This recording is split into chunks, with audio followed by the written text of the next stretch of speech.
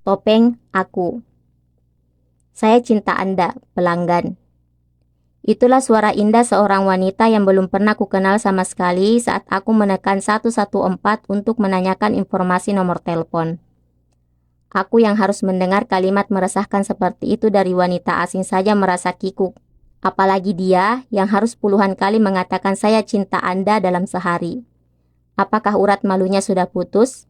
Lalu berapa kali dia mengatakan cinta pada pacar atau suaminya sendiri? Perusahaan sungguh tamak memerintahkan karyawannya untuk mengucapkan kata-kata mulia itu kepada siapapun. Benda yang dipakai operator itu di kepalanya begitu dia masuk kantor pasti bukan headset, melainkan sebuah topeng. Topeng yang mengharuskannya untuk mengatakan cinta kepada orang yang kurang ajar dan tidak sopan sekalipun asalkan dia seorang pelanggan. Era kerja perasaan.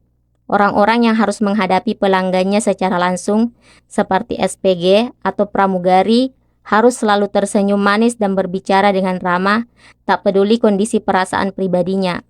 Walaupun sedang kesepian, sedih, ataupun marah, dia harus bisa mengendalikan perasaannya layaknya seorang artis yang sedang berakting. Sungguh pekerjaan yang berat dengan konsumen nakal yang selalu bertambah.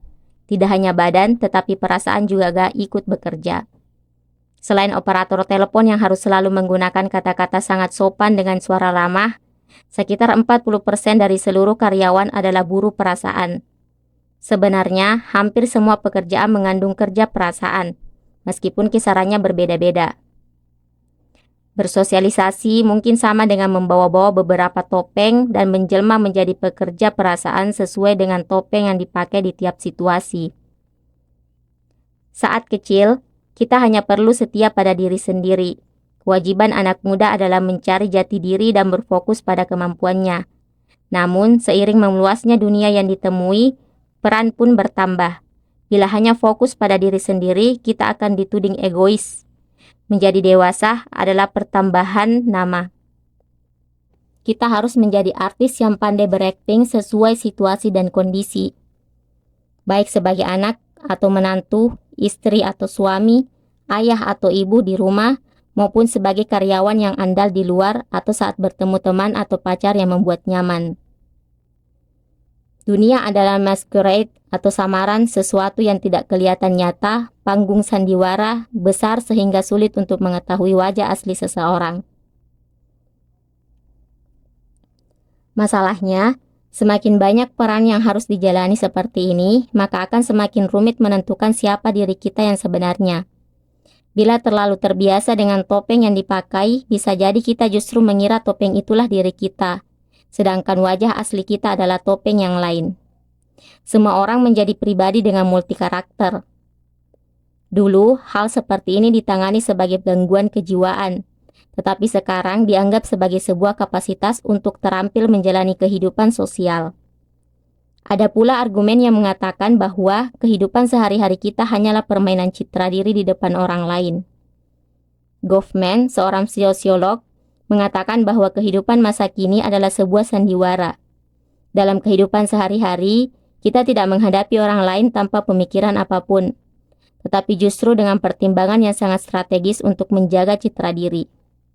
Kita tak ubahnya artis di atas panggung sandiwara. Kita hidup dengan memakai topeng dan topeng itu lebih dekat dengan pribadi yang kita inginkan daripada disebut sifat asli kita. Akibatnya, kita bolak-balik di antara kejujuran dan sindiran. Kadang percaya bahwa topeng ini palsu, kadang mempercayainya sebagai sesuatu asli. Siapakah aku? Apakah aku yang sekarang sedang bersandiwara atau adakah aku yang sebenarnya di balik topeng ini? Manakah yang topeng dan manakah yang wajah asli? Banyak orang menyukai tes kepribadian, sebuah tes untuk menganalisis sifat seseorang berdasarkan jawaban yang dipilihnya atas situasi tertentu dari beberapa pilihan yang diberikan. Kalau tepat, maka dia akan bertepuk tangan membenarkan, sedangkan bila berbeda, dia akan merenung apakah sisi tersebut ada pada dirinya. Ada juga orang yang suka menanyakan golongan darah. Bila orang yang ditanya itu bergolongan darah A, maka dia akan menebak dengan diagnosis, pantas agak penakut, atau berarti Anda orang yang aktif. Ada pula orang yang meramal sifat seseorang berdasarkan tanggal dan posisi bintang saat lahir. bentuk wajah, garis tangan, bahkan bentuk telapak kaki. Mungkin kita tertarik pada tes kepribadian karena rasa penasaran kita terhadap sifat kita sendiri. Kita ingin mendefinisikan diri bahwa aku orang yang seperti ini. Sebenarnya, aku tidak terlalu percaya dengan hal-hal seperti tes kepribadian, psikologi golongan darah, dan Wheaton. Karena selain menurutku tidak ada bukti ilmiahnya, aku percaya bahwa sifat manusia selalu berubah-ubah. Definisi diri dalam bahasa Inggris disebut define, yang bermakna membangun pagar pembatas. Kenapa kita selalu berusaha membangun penyekat dari kemungkinan tumbuh dan bermetamorfosis? Kenapa kita pun turut menilai diri sendiri dan resah karena tidak bisa bebas? Semakin kompleks kehidupan sosial, jenis topeng yang harus kita kenakan pun semakin beragam. Di masa seperti ini, sepertinya kita harus lebih fleksibel terhadap masalah siapa aku. Jika kita terlalu terpaku pada rasa keakuan bahwa aku orang yang seperti ini, atau aku harus seperti ini, bisa jadi malah akan memunculkan kerenggangan antara topeng dan wajah asli kita yang tidak bisa diperbaiki. Aku seperti kulit yang harus dilepaskan secara perlahan tetapi pasti, sebagaimana kelongsong yang dapat membuat ular mati bila tidak bisa dilepaskan pada waktunya. Hal yang penting adalah mengawasi diri dan topeng-topeng yang harus dipakai.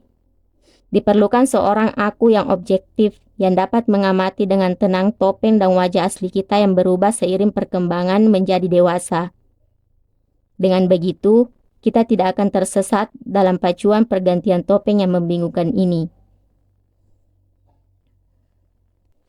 Kita dapat menemukan dan menjaga bentuk yang lebih matang serta cocok dengan pertumbuhan kita.